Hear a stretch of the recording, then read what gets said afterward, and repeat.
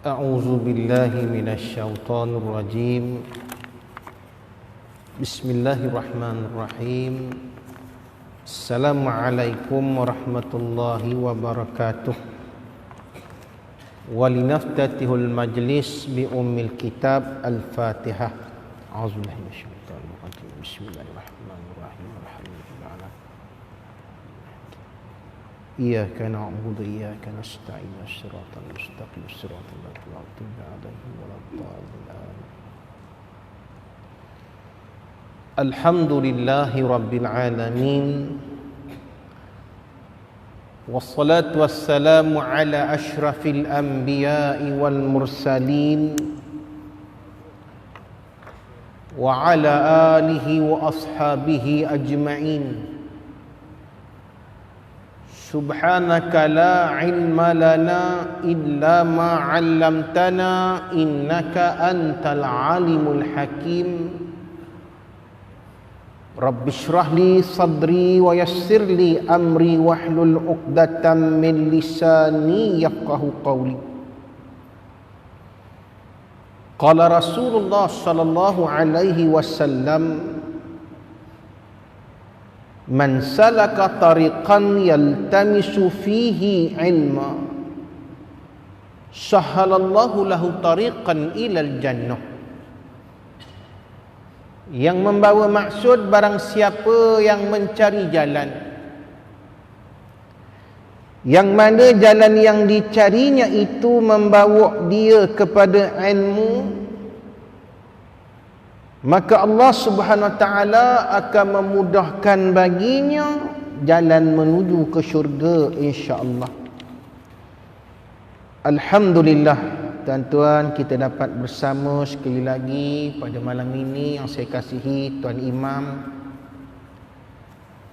Tak lupa kepada Abang Abu Bakar yang merakamkan kuliah kita pada malam ini. Tuan-tuan boleh tonton di audio channel, audio kuliah, channel audio kuliah, insya-Allah.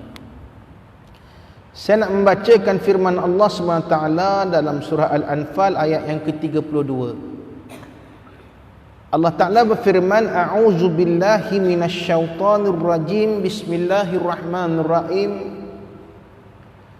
Wa idh qalu Allahumma in kana hadha huwal haqq min 'indik, in kana hadzal huwal haqq min 'indik famtir 'alaina hijaratan minas sama' aw i'tina bi'azabin alim.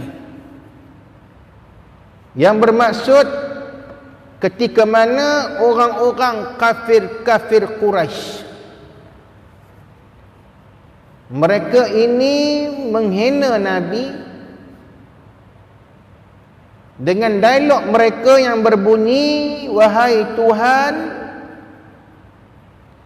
sekiranya apa yang dikatakan oleh Muhammad itu betul, sekiranya agama yang dibawa oleh Muhammad itu adalah agama yang juga diturunkan kepada nabi-nabi yang terdahulu, agama yang diturunkan kepada Nabi Musa alaihissalam, Nabi Lut alaihissalam, itu maksudnya. Fa'amtir alaina hijarah, kata mereka, maka turunkan kepada kami azab sebagaimana kau turunkan kepada kaum-kaum yang terdahulu. Kerana apa? Kerana tak mau beriman dengan Allah. Ini cabaran, tuan-tuan. Kalau betul yang dibawa oleh Nabi itu adalah agama yang hak, ulama menyatakan, tuan-tuan, kalimah hak itu dimansubkan, dibaca baris atas, wal haqqa. Kerana apa? Perkataan ini suatu expression, suatu kenyataan yang mencabar Allah. Ini bahasa Arab. Mencabar Allah dengan niat untuk memperolok-olokkan Nabi. Istihza' lin Nabi sallallahu alaihi wasallam, juga mengejek-ngejek risalah Nabi, dakwah Nabi. Lalu mereka berkata, kalau betul lah apa yang dibawa Muhammad ini daripada ajaran Islam, maka turunkan ke atas kami hijarah, hujan-hujan batu, minas sama', daripada langit. Awitina bi azabin alim, atau datangkan kepada kami azab yang pedih, sebagaimana kamu turunkan kepada kaum Nabi Lut alaihissalam. Bila Allah sebut tentang kaum Nabi Lut, falamma jaa amruna ja'alnaha 'aliyaha safilaha. Ketika mana negara yang diduki oleh kaum Nabi Lut yang mengamalkan homoseksual, yang melakukan perbuatan yang aku murkai, maka kami hujankan kepada mereka itu. Sebelum itu Allah Ta'ala sebut, kami jadikan yang puncak itu menjadi ke bawah. Ini tuan-tuan, takut ni. Kita lihat yang paling tinggi puncak gunung tu tuan-tuan, dia menjadi bottom, diterbalikkan menjadi ke bawah. Yang dasar perut bumi tu Allah naikkan ke atas. Apa maknanya? Allah tonggang terbalikkan bumi kaum Nabi Lut. Bukan saja diterbalikkan tuan-tuan, wa amtarna 'alaiha hijaratan min sijilin mandud, dan kami ujani mereka itu dengan batu-batu panas, sudahlah panas berapi pula. Tepat kena kepada orang yang melakukan perbuatan homoseksual ni. Allah Rabbi tuan-tuan. Maka kata orang kafir Quraisy, An-Nadru nama dia, kata dia, kalaulah betul wahai Muhammad, dakwah kamu ini adalah datangnya daripada Tuhan yang dulu juga memusnahkan kaum Nabi Lut, maka aku cabar Tuhan kamu Allah, turunkan azab sebagaimana kaum Nabi Lut kena, turunkan ke atas kami. Ni tuan-tuan, satu cabaran yang tak sepatutnya keluar daripada manusia. Sebab apa jadi begitu tuan-tuan? Kerana menurut ulama tafsir, falamma da'ahum Rasulullah sallallahu alaihi wasallam ila khalqil awsan wa ifradil ilah bil wahdaniyah. Tentangan orang kafir Quraisy ini makin hebat apabila Nabi berdakwah mengajak mereka untuk meninggalkan agama mereka, iaitu menyembah berhala. Yang ni dia menjadi dendam dengan Nabi. Yang ni mereka menyatakan Nabi ini seorang yang membawa kepada perpecahan, menolak kemajuan yang sedang mereka nikmati. Nabi ini sengaja membuat suatu provokasi dengan menghina Tuhan-Tuhan mereka. Maka mereka berkata kepada Nabi, aja'ala ilahata ilaha wa'ida in haza la syai'un ujab. Wahai Muhammad, apakah kamu nak menjadikan Tuhan-Tuhan yang banyak ni, Tuhan-Tuhan kami yang banyak ini menjadi satu? It's impossible. Kata rahmati Allah, apabila orang-orang kafir dia tidak boleh menerima konsep ketuhanan Allah itu esa. Apabila Nabi membawa hujah-hujah Al-Quran, Nabi menunjukkan hujah-hujah Al-Quran tentang akidah yang betul itu ialah akidah Tuhan yang satu. Orang yang merasa sakit kepada Nabi ni tuan-tuan, orang yang merasakan dakwah Nabi ini mengganggu mereka, maka mereka melaksanakan penentangan yang hebat kepada Nabi. Lalu mereka mengadu kepada Abu Talib, pak dara Nabi. Mereka mengatakan, apa dia wahai Abu Talib? Kufa ibnu akhika anna. Apa kata mereka? Kamu hentikan dakwah anak saudara kamu.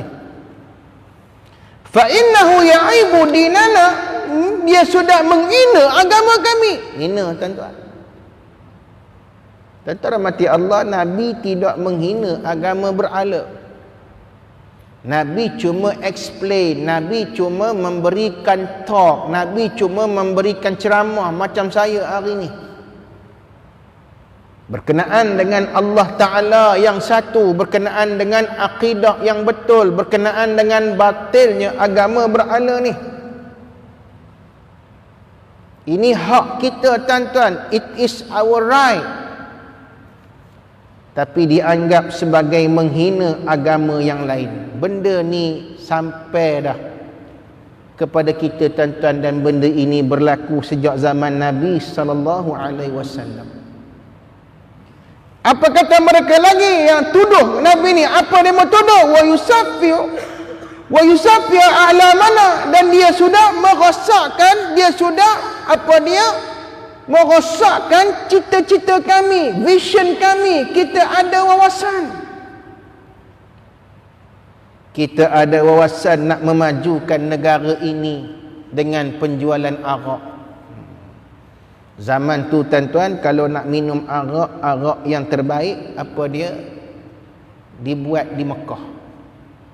So kalau Nabi ni berdakwah mengatakan arak itu haram, innamal khamru wal maisir, arak, judi, tenung nasib, asnam,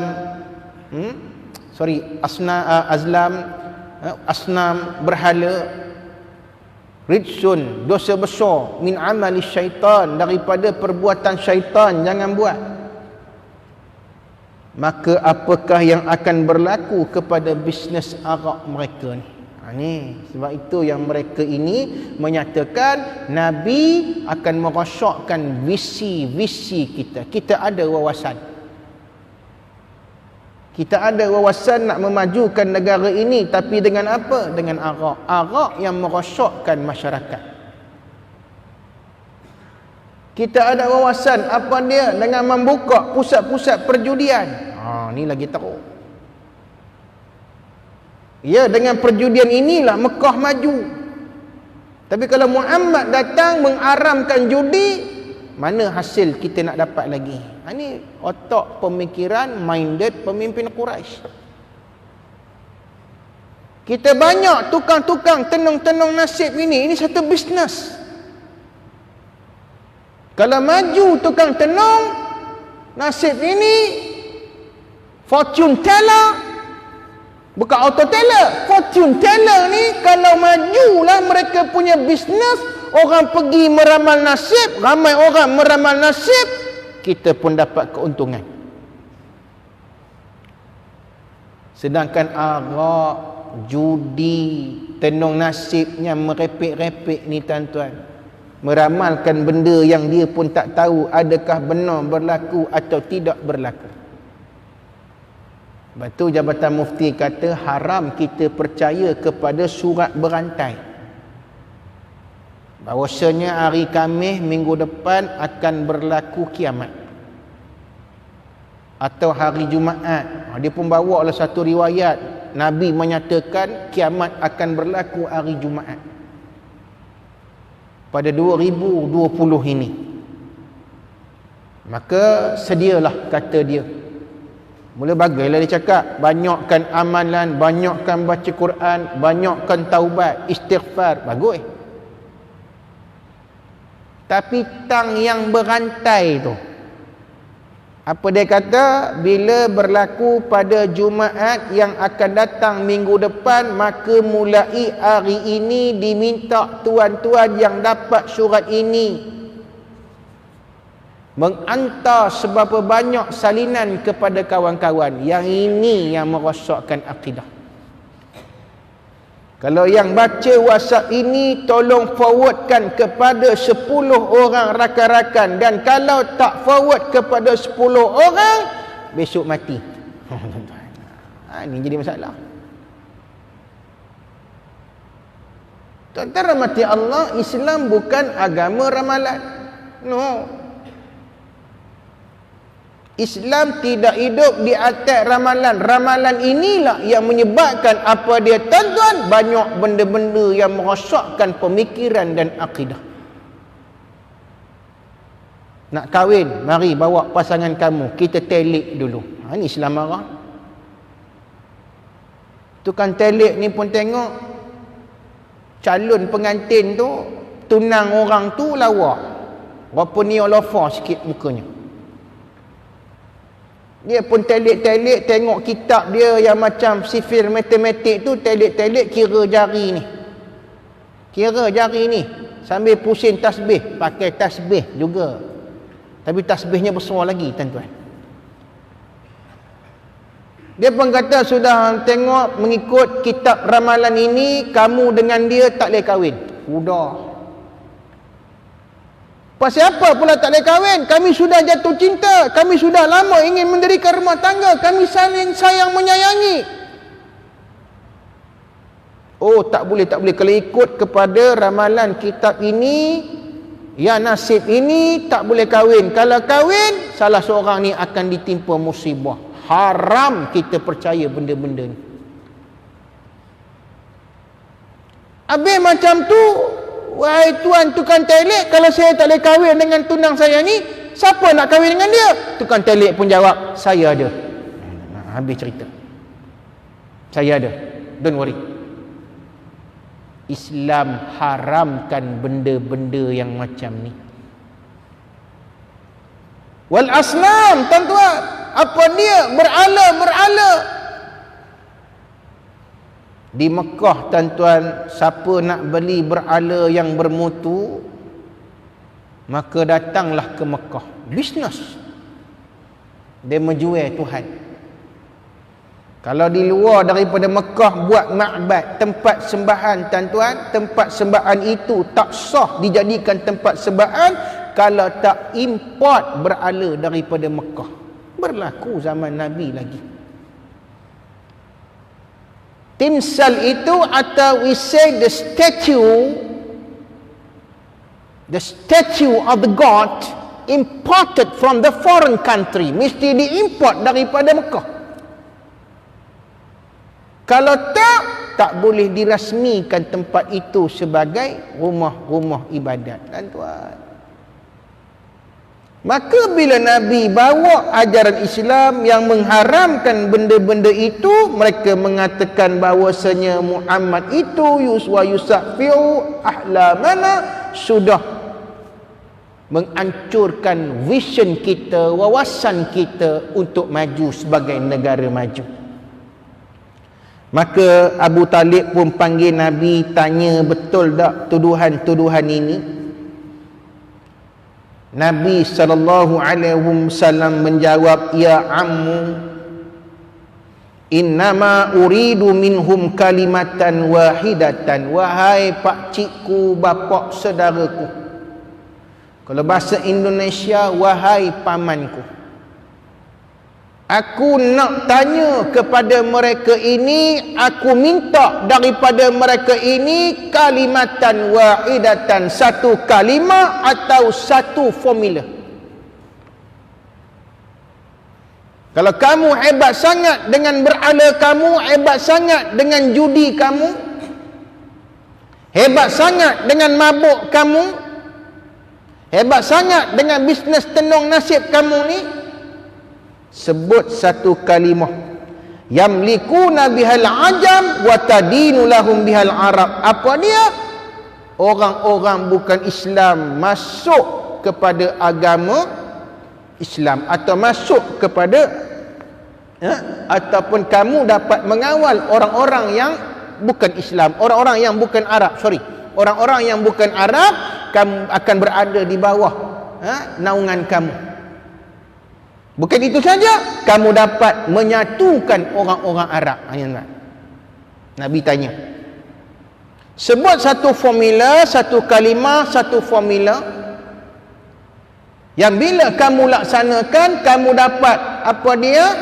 menyebabkan orang yang bukan Arab berada, ajam ni bukan Arab, berada di bawah naungan kamu. Macam kita tuan-tuan, sebutkan satu benda yang kalau kita laksanakan, orang bukan Melayu boleh duduk bawah kita. Ni Nabi tanya. Dan bukan itu saja, dengan adanya formula ini kamu dapat menyatukan orang-orang Arab yang bergaduh. Zaman jahiliah bergaduh tuan-tuan, membunuh itu biasa. Apa sebab jadi bergaduh dan membunuh? Kerana al-khamru ummul khaba'is, arak yang mereka minum itu ibu segala kejahatan. Bila minum mabuk, bila mabuk bergaduh, bila bergaduh bunuh, mati seorang, revenge, ada balas dendam. Balas dendam tu melibatkan puak ni bergaduh tuan-tuan, akhirnya banyak yang mati. Pasal apa? Puncanya mabuk. Tuan-tuan, kalau arak ini kita tidak haram dan halang, terutamanya kepada orang Melayu Islam, tuan-tuan, agak-agak bolehkah umat Melayu ni bersatu? Ni Nabi peringatkan kepada para pemimpin. Walaupun dialog ini Nabi beri tepat kepada pemimpin Quraisy, Nabi kata sebut satu formula yang boleh, apa dia? Orang bukan Arab bernaung di bawah kita ni dan kamu boleh menyatukan orang Arab. Sebut satu kalimah. Apa yang dijawab oleh pemimpin-pemimpin Quraisy, antaranya Abu Jahal? Apa kata dia? Bukan satu, nu'tikuma wa asyara kalimat. Aku bukan boleh beri satu, aku boleh beri 10. Usah kata satu, wahai Muhammad, aku akan beri kamu apa dia? 10. Nabi SAW menjawab, 10 yang kamu bagi itu tidak ada makna kejayaan, tidak ada makna penyatuan. Mana boleh orang bersatu tuan-tuan atas nama mabuk? Mana boleh tuan-tuan orang bersatu kalau kita menyembah Tuhan-Tuhan yang berlainan? Mana boleh tuan-tuan kita bersatu kalau kita percaya kepada ramalan-ramalan yang merepek? Maka Nabi menyatakan formula yang boleh menyatukan kamu itu apa dia? Qulu, katakan wahai pemimpin-pemimpin Quraisy, apa dia? La ilaha illallah. Perkataan tiada Tuhan yang disembah melainkan Allah. Betul tuan-tuan. Tengok azan dalam bahasa Arab. Sebab itu tuan-tuan, tak sah ibadah solat azan dalam bahasa Melayu, tak sah. Kalau kita menggunakan selain daripada bahasa Arab tuan-tuan, kita susah nak bersatu. Kalau orang belah parit azan, Allah Maha Besar, Allah Maha Besar, mohlah kau mawih kita pergi semayang. Mari pula orang Kedah, orang Utara, Allah Maha Besar, Allah Maha Besar. Tak rahmati Allah. Sebab itu Islam datang dengan kalimah Arabiah. Baca balik. Kata ulama, Islam datang dengan syariat mewajibkan kita menggunakan bahasa Arab walaupun berbangsa-bangsa lain. Kita ni tuan, bangsa lain, Arab, Melayu, Pakistan, India, contoh. Tapi semua menggunakan bahasa Arab. Syariat Islam mengatakan kerana apa? Kerana nak menyatukan semua umat Islam tuan-tuan dan duduk di bawah pemerintahan Islam. Islam sahaja yang boleh buat begitu. Selain daripada agama ini, selain daripada ajaran ini, manusia tak boleh bersatu. Bila Nabi sebut macam itu tuan-tuan, maka bangun mereka faqamu, kata riwayat faqamu fazi'in, yang faddu thiyabahum wa yaqulun, mereka pun bangun sambil menggerak-gerakkan baju ni, macam marah, panas dengar, panas. Lalu mereka mengatakan, aja'ala ilahata ilaha wahidan, apakah Muhammad ini nak menjadikan Tuhan kita yang banyak-banyak ini menjadi satu? Kata Ibnu Hisham dalam sirah Ibnu Hisham, Kaabah tu tuan-tuan, dalam luar keliling ada 360 jenis berhala. Mereka mengatakan, apakah Muhammad nak jadikan 360 ini menjadi satu? Oh, mustahil, mustahil, impossible, impossible. Lalu Allah menceritakan perbuatan mereka tuan-tuan bila menolak dakwah Nabi ini. Allah kata, wantalaqal mala'u minhum animshu wasbiru ala alihatikum. Mereka pun pergi berjalan ke seluruh Mekah, membuat satu provokasi. Kata mereka, apa dia? Jangan kamu tinggalkan agama berhala dan juga perbuatan-perbuatan yang kita biasa buat, minum arak, judi dan sebagainya. Imshu wasbiru, tetap macam biasa, buat kerja macam biasa, sembahlah berhala macam biasa, mabuklah macam biasa. Wala tuti'u Muhammadan, jangan kamu dengar dakwah Muhammad, jangan kamu taat kepada Muhammad. Apa dakwah dia? Yad'ukum ilaihi min ibadatillahil wahid ahad. Jangan kamu dengar dakwah Muhammad. Apa dia? Iaitu mengajak kamu menyembah Tuhannya yang satu. Kerana apa? Hadza amrun mudabbar. Ini adalah suatu perkara yang cukup pelik, yang kita kena jauhi. Apalagi provokasi fitnah mereka tuan-tuan, yuridu min warai Muhammad ayusrifakum an dini abaikum.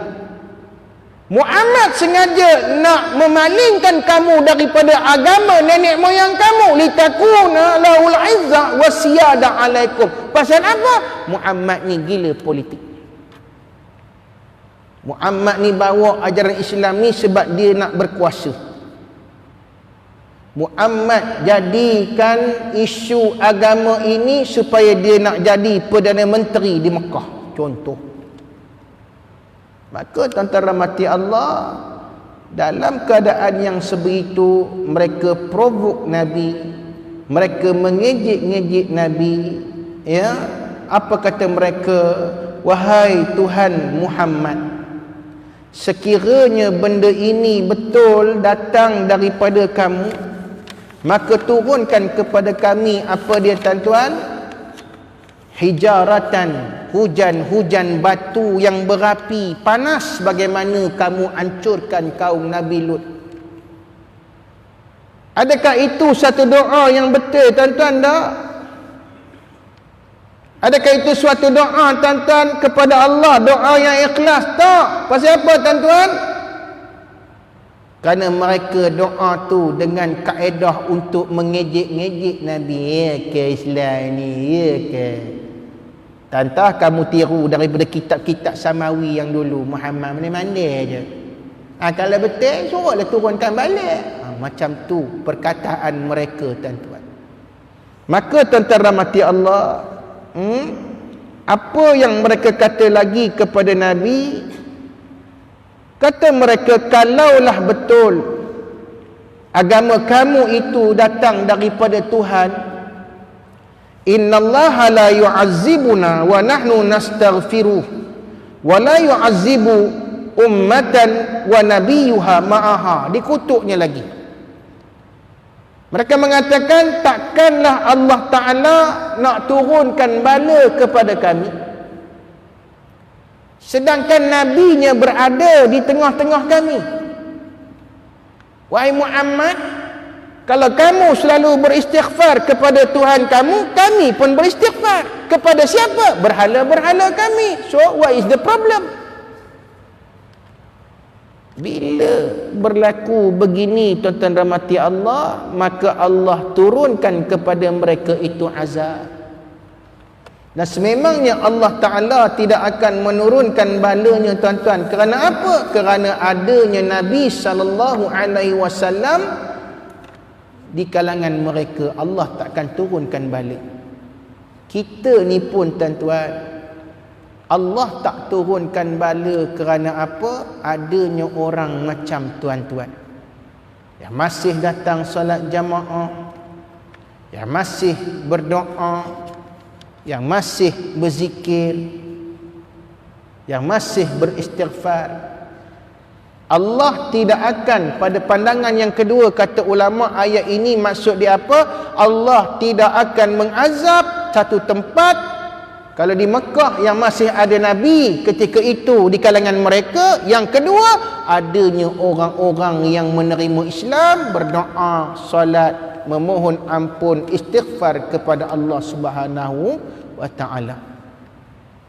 Tapi jangan cabar azab Allah ni, tuan-tuan. Kerana bila kita sudah tidak ada lagi yang beristighfar, kita sudah tidak ada lagi, tuan-tuan, yang nak melaksanakan Islam, membela Islam, apabila amar ma'ruf nahi mungkar tidak dilaksanakan, maka Allah Ta'ala akan menurunkan azabnya. Ni yang kita takut. Takut-takut Allah Ta'ala menjadikan kita ni, tuan-tuan, sebagaimana kaum Nabi Lut alaihissalam. Diterbalikkan buminya. Bukan itu saja, tuan-tuan, wa amtarna alaiha, dan kami ujani mereka itu dengan batu-batu yang panas, berapi. Musawwamatun, kata ulama lagi, Allah sebut batu itu musawwamah. Ulama berpandangan apa makna musawwamah? Batu itu sudah ditentukan tuju kepada siapa. Ada ulama mengatakan telah ditulis namanya. Jangan main-main. Qasim, bukan betul nama samaran je ni. Batu tu tulis Qasim, dia akan pergi kepada Qasim, dia tak akan pergi kepada Bakar. No. Dan batu yang pergi kepada Bakar akan turun ke Bakar, dia tak akan pergi kepada Qasim.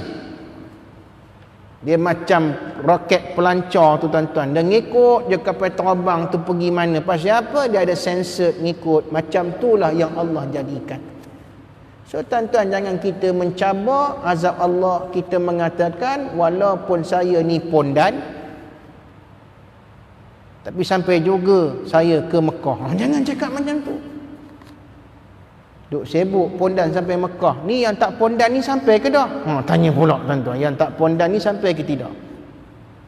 Kalau betul saya minum todi ni, Allah marah, saya minta Allah turunkan bala pada saya. Tak ada pun, elok je saya minum todi mabuk, tak ada bala pun. Jangan cabar Allah dengan perkataan yang sebegitu. Kalaulah saya ini yang tuan-tuan tegur sebagai tidak melaksanakan Islam, tidak menyokong Islam, ini adalah suatu dosa,